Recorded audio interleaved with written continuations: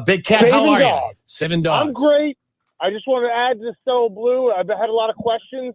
They're the most ethically sourced beans in the world. Don't fact check me. Listen, we your would never do that. word is good as gold. When you say it, I believe it. Thank you. I appreciate that. I interviewed every bean, and they have nothing but the highest ethics.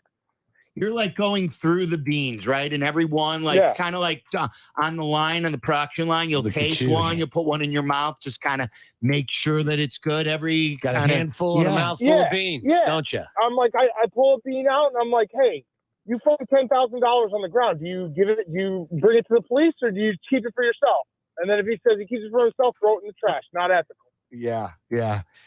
So that joke sucked, by the way. That joke sucked. I'm going to say it right now. No, it was good. I'll be better for the rest of the show. That joke sucked. But I want to know, like, ethically, if you did find a large sum of money on the ground, what would you do with it? I'd keep it. Absolutely. No question. Yeah. What are we living in fairyland? Come on. Of course I'd keep it. Everyone you just find money on the ground, you're asking him? You know what? I mean, like, if you found a large sum of money. And not in a wallet. You're just saying you found maybe it was like had its, the money band on it, from a bank or something. I don't know. Maybe this is somebody's life savings and it got knocked out of their, Shouldn't have dropped it. You know what's crazy? And maybe this is because everyone has credit cards. On the phone. Everyone has credit cards, Apple Pay. No one's carrying around cash. The finding a $20 bill or a $100 bill on the ground, that doesn't happen anymore. Remember when that used to happen? Yeah, it was like the best thing ever. You'd be like, "Oh, I found a $10 bill on the ground, my lucky day." That just doesn't happen. I can't remember the last time. Now you have to focus on internet fraud if you want to, find money like that, right? Exactly. Getting some crypto. One of Waddle and I, our biggest fights happened like early in the show. Do you know where I'm going with this, Waddle? It was over couch cash.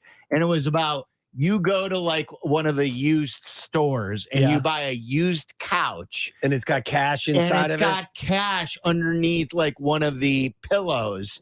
And it's got a wad of cash.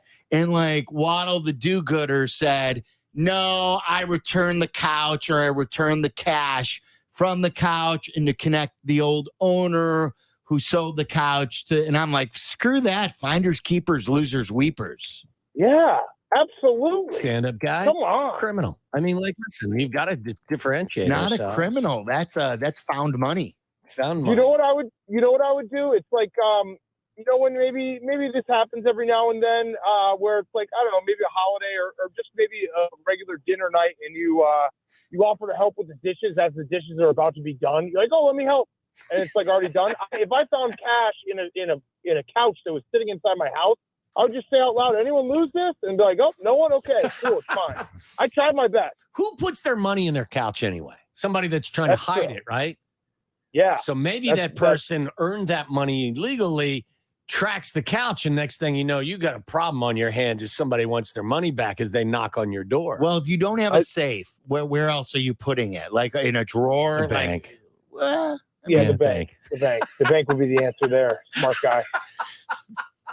Yeah, I'm saying, like, if you're keeping cash on hand in the house. Where is the best place to hide your cash if, in fact, you don't have a safe or you don't believe in banks? Yes. Okay. Like, you need it on hand in the house. Well, you watch. I think it's just a drawer. Really? Remember when Mike from Better Call Saul had all that cash and he had it in a closet in the floor underneath the boards? Right. And that sounds like a pretty good idea. Shoebox is often a good answer, right? Inside a shoe. Bird seeder, yeah. Tony Soprano put it in the bird, like the seeds he had in the backyard. So maybe that's it. Who put in the cookie jar? Wasn't that in a movie or a TV show? Did someone put in a cookie jar? That was like Alice from Mel's Diner. I don't know. I mean, that sounds like really old school to reference. That is. Well, money in a cookie jar is an old reference, isn't it? Put your money in your old cookie jar. Yeah, we had a cookie jar. Yeah, get your hand out of the cookie jar. Do you still have a cookie jar? No, we used to, when I grew up, we had a cookie jar. And we would put Did you grow up with a cookie jar? I don't think so. Hey, listen, cookie jars don't last a second with me. You can't have a cookie jar. You eat them all. It would be gone. Just be an empty cookie jar. Yeah, once something's open, it's dead. It's over. I finish it all. So where do you want to start? You want to start with the games, or you want to start with? I'll dictate this thing. It's our show. This ain't PMT, so I'm going to dictate this thing. Forgot where I was here for a second. I saw your initial reaction to Kevin Warren, and at first you were not happy. Have you warmed up to Kevin Warren, new Bears president? Well, so there's a couple things that are going on. One is getting the old guy out is good, so that was already a plus. Kevin Warren, there is some lingering animosity with what he tried to do to the Big Ten in 2020 with COVID. Just an all-time stupid thing that he was doing, trying to shut it down when everyone else was playing. So I'm gonna take a little time to get over that, okay? Because I had to deal with the idea that we weren't going to play a season of Big Ten football, and then we played an abbreviated season. I think he completely botched that. He's not going to have to deal with that anymore. All he's got to do is make sure that we get into Arlington Heights and stay out of the football side of it, and everything should work out. So if he does that, and he doesn't try to expand the NFC North, that was my other caveat. Let's not go back in time and bring the Bucks back or something. So don't do that. But other than that, he can, if he just does what he's supposed to do, I think he's very qualified. And I saw his press conference today, said all the right things. I think maybe you want the Bucks back in our division at this point, don't you? That's a win. That's 2 wins. That is true. That was a horrendous game. They were were they not the worst team of the weekend by far? I think it's close. By far. Yeah, I mean, even the Seahawks got lost by probably a larger margin. I can't remember what that final score was, but they were in that game up until Geno's fumble. I actually, in a weird way, feel bad for Tom Brady because it's very different. I've never heard that before. Just in a blank statement, I've never heard anybody say that. I feel bad for Tom Brady. Hear me out.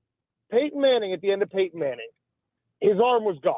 We all knew his arm was gone. He couldn't make the throws. Same with Drew Brees. Arm was gone. They had no arm left. They could think the game better than anyone else, but they just physically could not make the throws you need to make as an NFL quarterback. Yeah. Tom Brady can still make all the throws, and his mind is still there. He's just so scared of getting hit that it just is his feet is what has betrayed him. So in a weird way, I bet Tom Brady's in training camp every year and practice on, during the week, and he feels like he's young Tom Brady because there's no pressure. Guys can't hit you. He's making all the throws, and then he gets out there on Sunday, and the first sign of any rush, he's throwing it into the ground, and he's trying not to get sacked. That was my big takeaway. Is the throws are still there. It's just that he is so scared of getting hit that it's completely deteriorated. Where his offensive line, if one guy misses a block, he's just bailing on the play. Yeah, well, I mean, he's not getting any help either because they weren't chipping, on Micah Parsons. Leftwich was hanging him out to dry quite a bit. But you're right. We were having this conversation on one of the breaks. I get it. He's 45. At that point, you don't want to get hit because it hurts more at 45 than it did at 25. There's no run game either. None. They don't even try to run the ball. So I guess, I don't know why you would want to try to extend this any further now. We've talked about the Raiders. If you're Josh McDaniels, I think that Derek Carr is a better option for you than Tom Brady at this point. I don't know what's going to happen. Derek Carr had some of the same stuff where he didn't want to get hit. But, it is where I don't feel bad for Tom Brady. It does feel like he wants to play football on his terms where, you have to have a guy who's going to stand in the pocket a little bit. That was pathetic last night. And, he wasn't getting help. And he's still the greatest quarterback of all time. But, at some point you got to watch that tape and say to yourself, if I don't want to get hit, I should probably not play football because that's just part of the game. Right. Will he say that? I mean, I have a feeling he's still going to play. Right, because he can make all the throws. That's the part that's kind of torturous, where Peyton and Drew Brees and even Eli, they knew it was time because they physically couldn't do all the things you needed to do. Tom Brady can do all those things. He's just not willing to stand in there and, make the throw. Because that was part of what made Tom Brady great, for so many years was his ability to stand in the pocket, to move the pocket a little, step up, and stay in there till the play fully develops. And it's just not there anymore. All right. So if you're in charge of the Cowboys, what are you doing with Maher after missing 4 extra points? I honestly, so I mean, it was crazy to watch that. Like, it was watching a guy get the yip in real time. It was Rick Ankiel, it was Chuck Knobloch. Like, he had the yip. Like, there's no other way to explain 4 missed extra points in a row. And he actually missed the last one he took in week 18, I believe. So it was 5 in a row. I don't know if they can go away from him, though, because then you're asking someone to show up who you don't have any trust in. They're just kind of screwed either way, right? Like, they're never going to feel good about their kicking game throughout the playoffs for as long as their season goes. Because if you bring in someone else, that guy probably had his own issues because he's sitting on the couch in January. He's also just showing up last second. You don't know his trust level with like distance and all that stuff. They're kind of screwed either way, in my opinion. I mean, look, I think you keep him. If the decision was mine, he had a really good year. I think, Silvy, you were the one that pointed out he was 9 of 11 from 50 yards and longer. I mean, he had a really good season. It's hard to watch him. It's like you said, everyone said, it's Knobloch. It's one of these things that you're concerned that there will be a lasting effect and it'll hurt him in the next game. But he's been so good. I would lean on what I've seen all year long and try to hide from what happened last night. Right. If we're talking right now, it's week 8. He's cut. He's already cut. That was the point you made about Parkey. Yeah. Like Parkey did it all year, right? We saw these flare-ups all year, and there were warning signs. It wasn't just 1 week, and then we weren't like, oh, crap. He had given us warning signs during the year all year. Yeah, he had the yips all year, and we didn't do anything about it. Like, this guy got the yips in one game.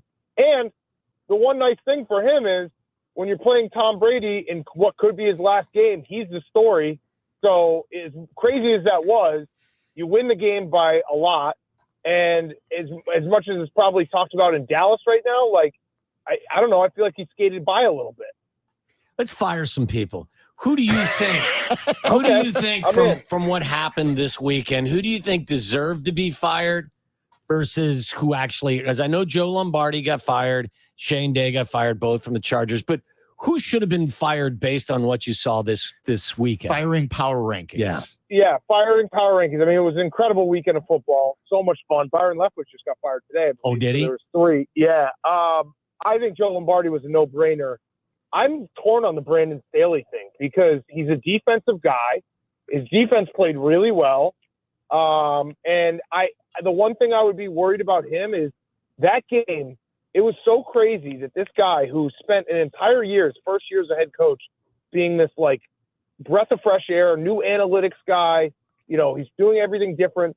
And then when it's 4th and 3 with 8 minutes left on the 22-yard line, and you decide, let's make a 2-possession game a 2-possession game, that was one of the dumbest decisions. Like, if you score if you go for 4th and 3 on the 22-yard line, the Jaguars 22-yard line, and you score a touchdown, you go up 17, the game is over.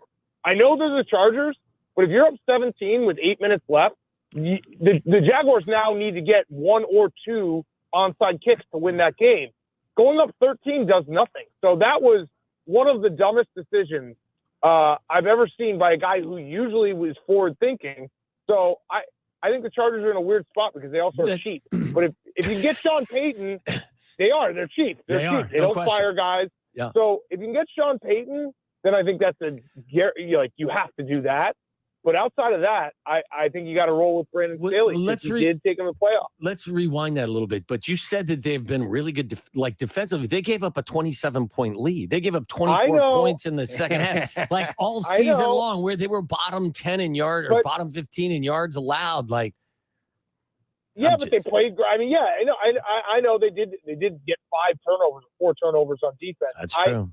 And I also do put I'm a big believer in complementary football. I think that was the biggest problem. It's like, you can't run the ball, so you can't get first down, and you're just punting back to them and letting them come back in the game. Like, that game was a win for meatball brains like myself, where we can still say, like, you have to be able to run the ball in January, because it's true. Like, they had 7 designed run plays in the second half for 7 yards. That's why they lost. Like, you can point to a million different reasons, but if you have a running game that can get first downs on the ground, you don't lose a 27-0 lead. You just don't. Yeah. Okay. So you said still haven't seen the Leftwich news. So, but listen. Maybe I made it up. Maybe I made it up. I told you earlier when you say it. When you say it, I believe it. A couple people, some other people have said that. Didn't someone else? Carmen, the good kid, told us that. Carmen, yeah, someone else said that. I think that Yurko said it. But listen, as I told you earlier, Big Cat, you say it, I believe it. But I'm just when the team plays that poorly on both sides of the ball, isn't ready to play or didn't appear to be ready to play, made no adjustments in any way, shape, or form. Doesn't somebody in Tampa have to? I mean, isn't somebody going to be held accountable? Well, Todd Bowles is seems like a nice guy. Very good defensive coordinator. He's been a head coach twice now. He's not a good head coach. I'm pretty sure he's not a good head coach. That punt, that was another one. Where it's the playoffs. Like, what are you doing? Yeah. It's the 50-yard line. You're down 12-0. You're struggling to move the ball. Your defense is starting to get gashed. Dak is playing great. Yes. And you punt. And then the Cowboys go and score. It's like these decisions, I don't know. It's like you have to – I think guys just become – it's weird watching the NFL now because I think there's definitely been a shift where coaches are a lot more willing to take risks because the analytics have become part of the game. So there's something to back it up, right? Like back in the day, you remember like if coaches went for it on fourth down, they get ripped to shreds because there's no analytics. No one understands that part of the game. And it's all second guessing. And if it doesn't work, you look like a moron. Now you actually have the defense of the analytics. So if you do go for it and you don't get it, it still is deemed a smart move. And so, but then we get to the playoffs and coaches go back to conservative. It's like, what are you doing? I don't get it. I really don't. And it's like, it drives me insane to watch some of these games and be like, just go for it on 4th and 3. If you don't have a 4th and 3 play that can get you a first down, like think about the Chiefs and how good they've been. The Chiefs go for it on 4th and 3. They have a play that will get them a first down every time in that situation. That's what championship teams do. By the way, everyone was prepped and ready to fire Mike McCarthy. Am I right about that? Like, if they would have it would have been a rush to Twitter. But fire him. But they were great. No, they were fantastic. He was wearing a fireable sweatshirt. Like he was wearing a sweatshirt that looked like it should have been for the second preseason game, not a playoff game. Yeah. Like I think he was ready to get fired. He needs to find something that slims you down a little too. Yeah. I think we won't get done Mike McCarthy until the weather. Like if he has to go to Philly, that's when you get the cold face and his brain just freezes and he's just staring out into the field and things just break down for him. Let me compliment you. Really, really good stuff for you not telling the world that you were right about Kirk Cousins and the Vikings. Like you could have taken a victory lap today, I could have, or yesterday, but instead, look, you just let the game speak for itself. Right. And I put a big bet on the Giants. I said it all year long that the Vikings were not a very good football team. And I didn't rub it in anyone's face. I actually don't like being right because it's just, like, what are you going to do? Like, it's a burn. Yeah, right. It's a burn. Like, I'm smarter than people. You can't brag about that. So I was right. And I don't want to say I was right, but I have to say I was right because I was right. Like I have to say it because I was actually in fact right. But yeah, that Vikings game, it was so perfect too because it was exactly what every Vikings game is. Kirk Cousins played very well. Their defense is atrocious. And then to have that check down on 4th down, which is just so Kirk Cousins, just the cherry on top. That team, I mean, I think they have a future because they have a lot of offensive talent, but man, they were never a real Super Bowl threat ever. Are you a buyer of the Giants and Danny Dimes? I am. I have that Eagles future, so I'm ready for war on Saturday night. Starting to kind of get. I had a realization this morning. Like this is not only a lot of money to win, but also to hit a future that you put in August. Like I don't like being right, but if I'm right on that, I'm going to have to say I'm right. But God help us all if that one hits. Like, I mean, it's 24/7. I'm right. He's not going to rub it in though. He's just going to tell us he's right. Yeah. It's a legacy defining bet for me. Like I will in 40 years from now, I'll meet someone and I'll be like, remember that time I got the Eagles 22-1? Like, wow, that was pretty crazy. So that'll be like the first thing. It's like people who say they went to Harvard. That'll be the first thing out of my mouth, 22-1. But Danny Dimes, isn't it crazy just to see what coaching can do in this league? Yeah. And it makes you realize how many guys have been deemed bust, how many guys have been deemed like a disappointment. And it's, a lot of it's on the guy, but there's so many other factors that are involved. And to have Daniel Jones go from a guy who, like, I think we all thought before the season, like, he's not getting a contract with the Giants, to now it's like he is a legitimate starting quarterback. Up until Dak last night, he was the best quarterback in the playoffs in terms of how they played in the first round. Like, he was sensational. Yeah. I want to play you this really quick. How did you rule on the NBC interview between John Harbaugh and Melissa Stark? Take a listen. Waddle, you were out to dinner. Heard this yet. I don't know if you heard this. This was early in the game, too. I want to say this was first quarter interview. Think about that last penalty. Well, I didn't like the last penalty. And so what will you tell your guys defensively? We'll be fine. Our guys will be fine. It's going to be a hard-fought game out here. We're going to play a good game. And Tyler Huntley with that interception, you said we might see Anthony Brown. What will that take?